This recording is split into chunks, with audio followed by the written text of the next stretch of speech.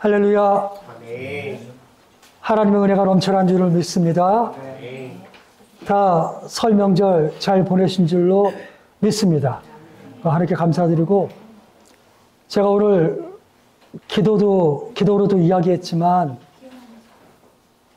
이 자리는 어린이집이잖아요. 그래서 성전 예배용으로 만들어진 곳이 아니에요. 그래서 여러 가지로 부족하고 열악할 수 있는데, 이곳을 하나님의 예배처로 만들기 위해서 수고하는 귀한 분들 하나님께서 기억하시고 우리가 많이 고마워해야 될 줄로 믿습니다. 알베르토 까미가 그 이방인, 그리고 시지프스의 신화, 그 실존주의, 하나님을 믿지는 않았지만 그 까미가 그런 말 했거든요. 세상은 부조리하지만 우리는 반항해야 된다 그랬거든요. 제가 지금 그 말이 떠올랐어요. 뭐냐면 여러 가지로 부족하지만 우리는 그것을 용납하지 않고 반항한다는 이야기죠. 스크린이 안 보이네? 그냥 안 보이는 대로 그냥 예배 드려야 되네? 그렇게 생각하지 않고 안 보이는 것에 대해서 반항해서 오늘 이렇게 또 스크린을 준비하고, 그리고 지난번에 설교할 때 많이 힘들다 했더니 그런 힘든 부분에 또 반항해서 마이크를 또 달아주고, 주차 문제도 그렇고 그 어떤 것 하나도 그냥 받아들이는 것 없이 싸우고 반항해서 하나님께서 기뻐하시는 아름다운 성전, 예배드리는 장소로 만들어가고 있는 거죠. 장담하건대, 감히 장담하건대 오늘의 이런 일들을 멋있게 간증할 날이 속히 올 줄로 믿습니다. 그리고 교회가 부흥하려면요, 성도님들이 잘 돼야 돼요. 저는 그렇게 생각해요. 바이럴 마케팅이잖아요. 입소문이 중요하거든요. 입소문이 뭐가 있겠어요? 기도했더니 응답받는 교회, 기도했더니 치료받는 교회, 사랑이 넘치는 교회, 언제나 위로받는 교회, 작지만 강한 교회, 그리고 마침내 온 열방을 품을 수 있는 비전을 가진 교회, 세상과 소통하는 교회, 시대성을 잃어버리지 않는 교회, 그런 교회로 우리 모두가 힘차게 전진하고 있는 줄로 믿습니다. 은혜 받으실 하나님의 말씀, 마태복음 20장 15절에서 16절입니다.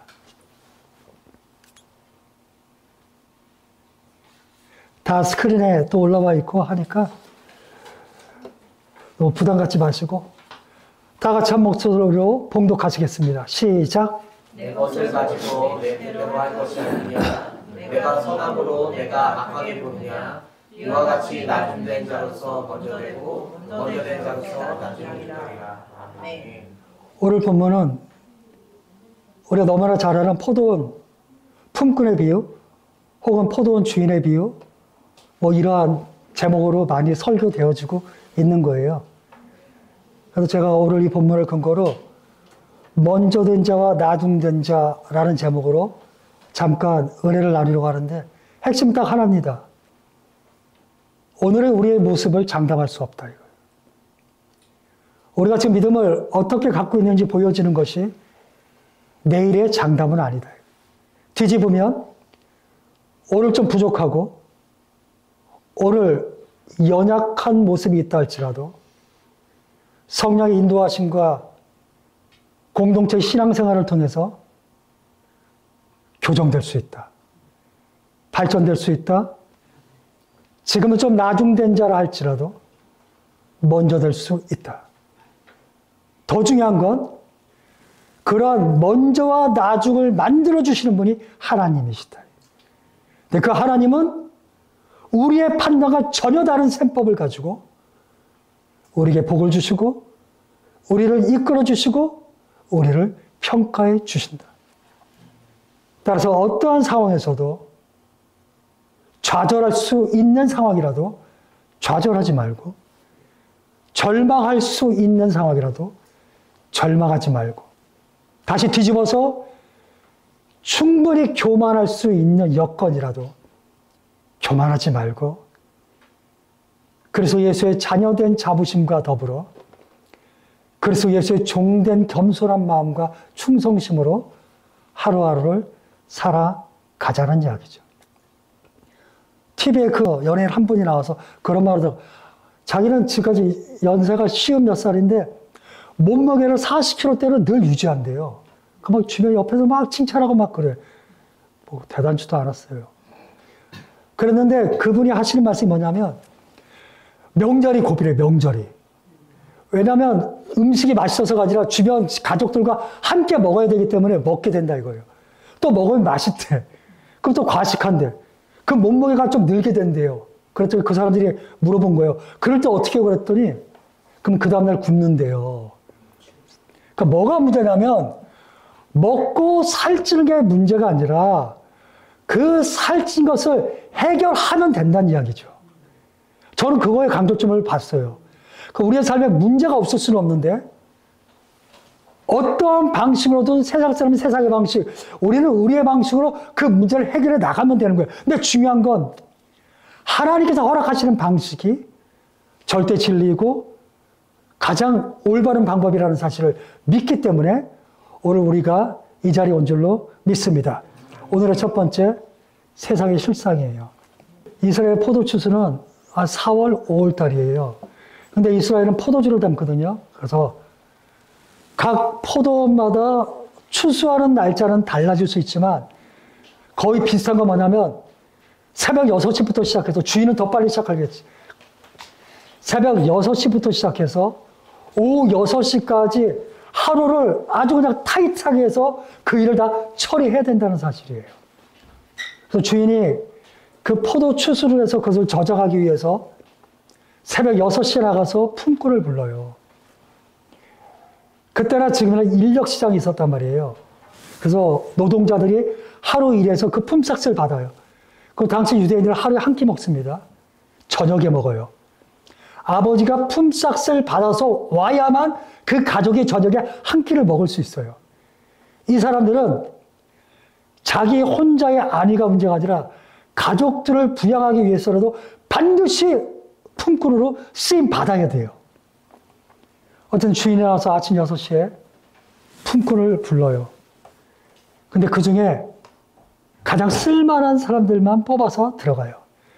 모두가 다 뽑힘받는 건 아니에요. 그러면 남아있는 사람들이 또 기다리는 거예요. 자기를 써줄 때까지.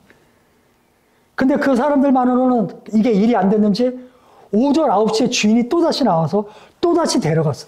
그때만 해도 남아있는 사람들은 희망이 좀 있었을 수 있지. 근데 그 중에서도 또 쓸만한 사람만 데려가고 나머지 사람들은 또다시 남은 거죠. 이제 남아있는 사람들은 굉장히 지금 근심에 쌓일 수밖에 없는 거예요. 오늘 일당 못 볼 가능성이 점점 커지는 거죠. 이제 나는 더 이상 오늘은 품삯을 벌지 못하게 되고 그럼 우리 가족들이 다 굶게 되려나? 이 근심이 점점 자기를 억누르게 되는 거죠. 근데 주인이 다 또 나와. 12시, 1시, 3시, 5시. 끊임없이 주인이 나와서 일꾼들을 데려가는데 어떤 식으로 데리고 가느냐? 그나마 쓸만한 사람들을 계속해서 데려가는 거죠. 현실은 세상의 실상은 능력의 차이가 있습니다. 세상은 공평하지 않아요. 어떤 사람들은 태어날 때부터 탁월한 머리를 가진 사람들이 있어요. 그리고 기가 막히게 언변이 뛰어난 사람들이 있어요. 똑같이 책을 봐도 기가 막히게 이해하는 사람들이 있어요. 그럼 한 발 양보해서 그 머리가 똑같다고 쳐도 가정 형편이 달라요. 어떤 사람은 넉넉한 가정에서 태어난 사람이 있고 어떤 사람은 찢어지게 가난한 데서 태어난 사람도 있어요. 또 그것도 양보해서 다 똑같다고 쳐요. 어떤 사람이 멋지게 사업을 계획했는데 갑자기 코로나가 올 수도 있어요. 자기가 어찌할 수 없는 삶의 수많은 역경들, 그 앞에서 공평이라든지 우리가 이해할 수 있고 납득할 수 있는 이런 것들은 정말 우리가 거리가 먼 세상이 세상의 실상일 수가 있다는 이야기죠. 이스라엘의 위대한 마지막 임금이 요시야 임금이에요. 남유다가 이제 막 멸망해 갈 때 이제 우리나라는 끝났어 그럴 때 8살의 왕이 된 위대한 임금이 있어요. 요시야 임금. 8살의 왕으로 등극하고 왕이 된 지 18년 만에 18년 후에 갑자기 종교개혁을 시작해갖고 나라를 다 뒤집어 엎고 하나님의 위대한 나라를 만들었어요. 그리고 승승장구했는데 갑자기 전쟁에 나가 이집트와 전쟁을 하는데 사람들은 당연히 하나님의 사람 요시야가 이길 줄 알았는데 가서 죽어버렸어요. 세상은 이해할 수 없는 일로 가득하다. 하나님, 세상은 왜 이 모양입니까? 라는 질문에 하나님이 침묵하고 하는데 인생이 왜 이거밖에 안 돼요? 그랬는데 주님이 나의 통곡을 무시할 때가 있다. 이러한 세상 속에서 나는 어떻게 살아야 할 것인지에 대해서 고민하고 진지하게 인생 이끌어가게 되기를 주 이름으로 소원합니다. 명절에 처갓집을 갔어요. 처갓집이 수원인데 상계동에서 수원은 굉장히 멀더라고요. 근데 어쨌든 내비게이션이 인도하는 대로 길 잘 모르니까 쭉 가는데 아마 성수대교 쪽으로 강변북로 타고 빠지라고 나와가지고 길 잘 보니까 미리부터 이제 오른쪽으로 붙었는데 한참 있었는데 갑자기 티맵이 교통 상황이 바뀌었다고 청담대교로 가라는 거예요. 그러니까 지금까지 한참 동안 기다리고 그냥 정체된 데 있었는데 갑자기 차 빼가지고 저 왼쪽으로 빠져나가는 거예요. 너무 화가 나더라고. 너무 화가 나. 그래서 내가 성질 나가지고 나는 그냥 지금까지 기다리는 게 아까워서 그냥 여기서 가야 되겠다.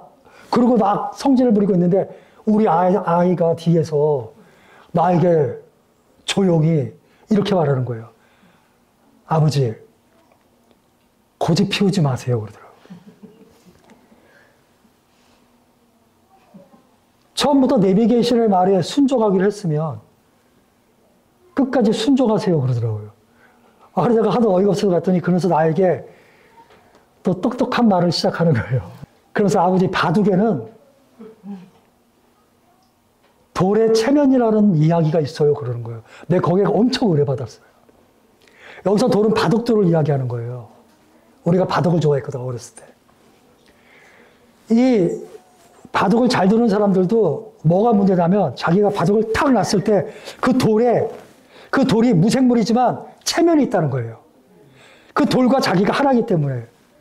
딱 뒀는데 이 상황이 좀 안 좋아도 이 바둑 기사가 이 돌의 체면을 살리기 위해서 계속해서 달려나간다는 거예요. 불리해. 그래도 이 돌의 체면을 위해서 목숨 걸고 싸우다가 때때로는 지기도 하고 마침내 역전도 시킨다는 거예요. 근데 AI는 절대로 그런 법이 없대요. AI가 왜 사람을 이기냐면 AI는 체면이 없어. 딱 돌을 놨는데 상황이 쫙 바뀌면 AI는 거기에 묶여서 체면이고 뭐 이런 걸 얘기하지 않고 거기를 딱 떨어가서 가장 유익한 데다가 탁 점을 놓는다는 이야기예요. 그래서 나한테 아버지, 쓸데없이 고집 피우지 마세요 이러는 거야. 그래서 내가 한편으로 그렇다. 사람이요. 조금 못된 말 쓸게요. 가짜는 자존심에 체면을 걸어요. 그리고 고정관념에도 체면을 걸어요. 그리고 아까도 말했지만 세상이 부조리해요. 그렇게 훌륭하지 않아요. 그러면 그 부조리한 세상에 체면을 걸고 자기 삶을 포기할 때도 있어요. 제가 드리고 싶은 말은 돌의 체면이 무조건 잘못됐다는 거 아니에요. 인생은 한 걸음 한 걸음 책임져야 돼요. 그런데 거기에 묶여서 왜 나는 이거밖에 안 되지? 왜 우리 집은 이거밖에 안 되지? 여기에 묶여서는 절대로 자기가 꿈꾸는 삶을 이끌어갈 수 없어요. 오늘의 두 번째, 하나님의 전혀 다른 셈법이에요. 저뿐만 아니라 여기 있는 모든 사람들이 똑같이 생각할 거예요. 세상은 그렇게 공평하지 않다. 세상은 그렇게 합리적이지 않다. 이 이해할 수 없는 세상 속에서 우리는 어떻게 사는 것이 가장 훌륭한 선택이고 가장 멋진 삶일까? 새벽 6시에 주인이 나와서 품꾼을 불렀어요.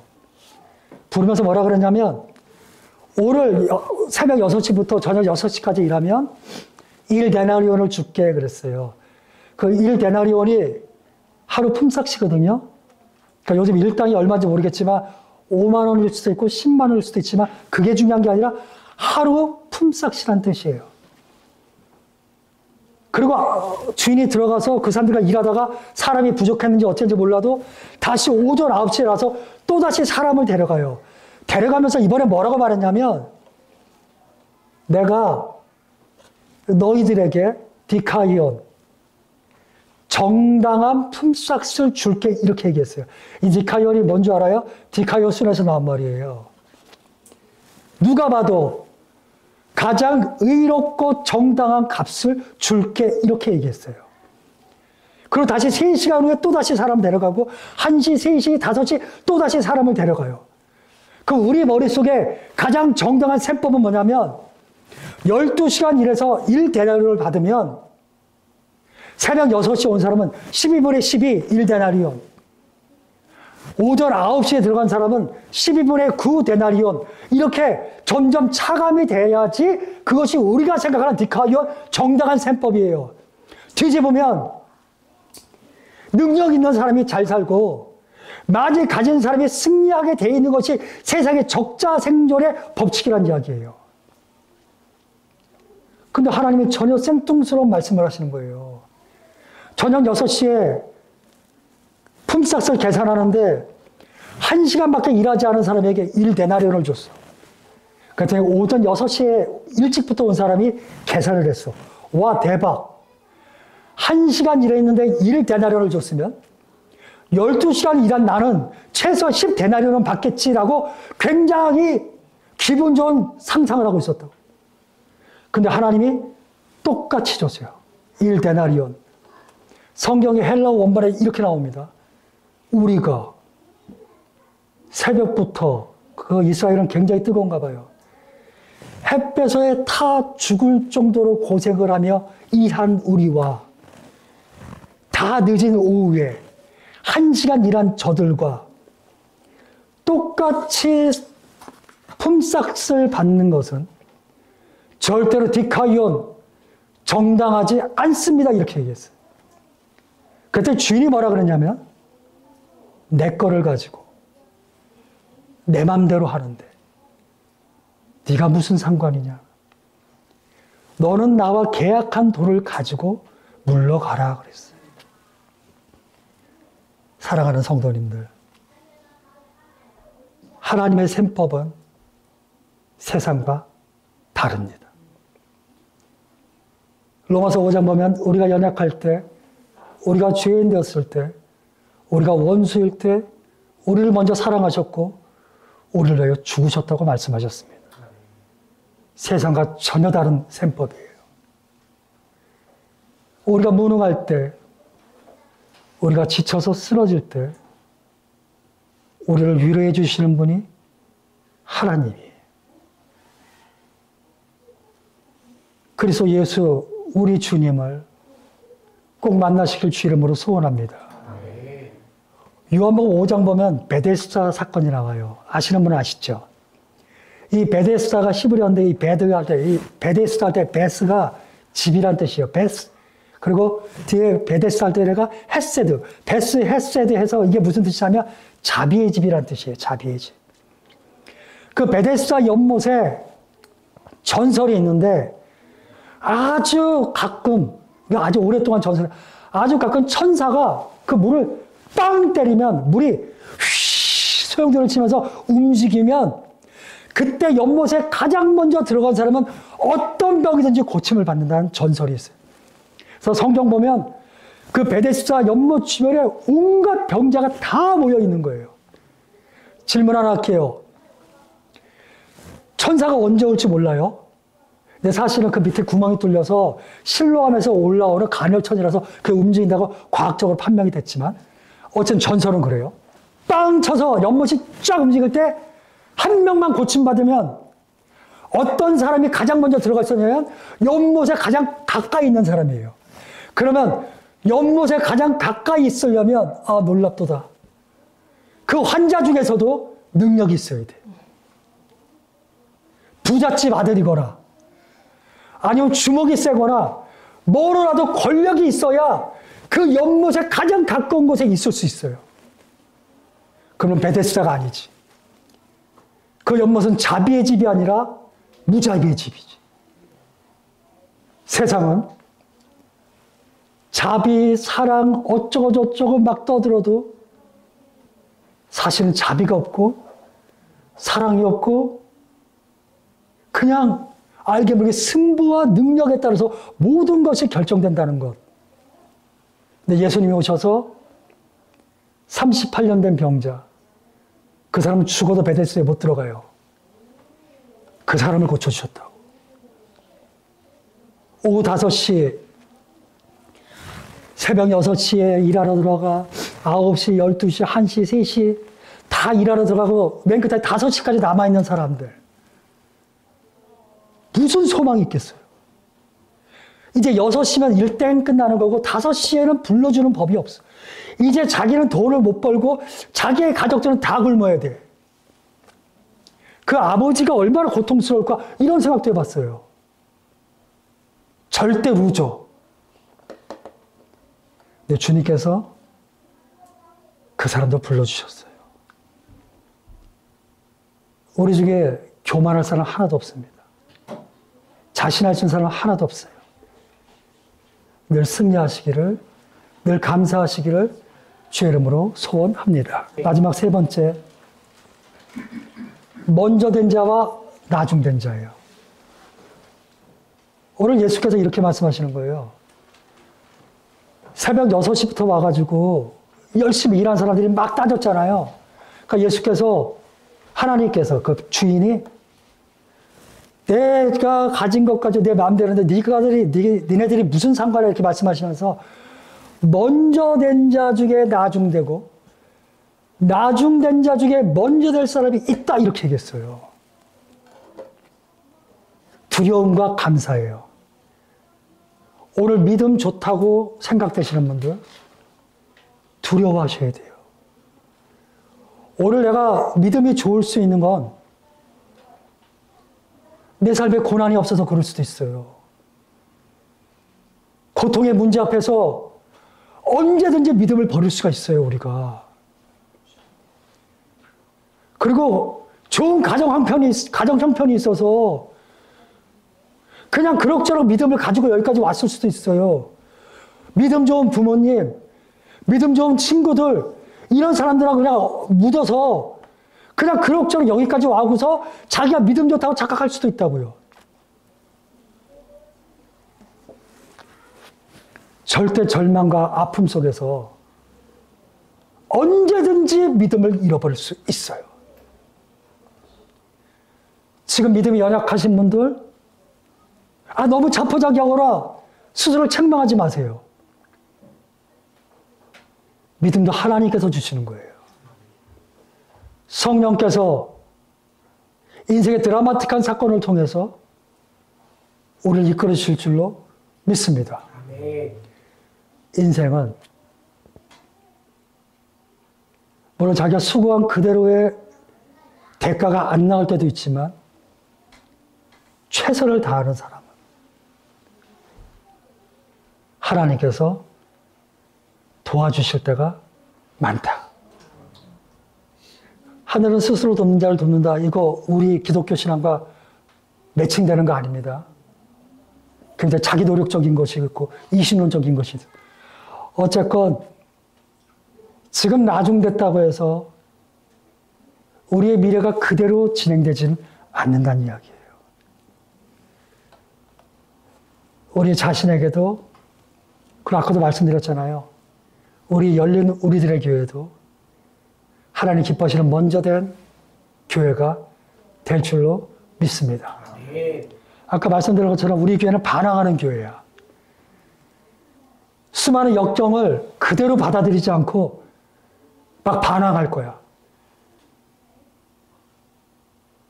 더 나은 미래를 위해서 기도로 반항하고 헌신으로 반항하고 말씀으로 반항하고 하나님 모시기에 가장 멋진 설교, 가장 멋진 헌신, 가장 끝내주는 기도가 넘쳐나는 그런 먼저 된 자가 되는 교회, 우리 모두 그렇게 될 줄로 믿습니다.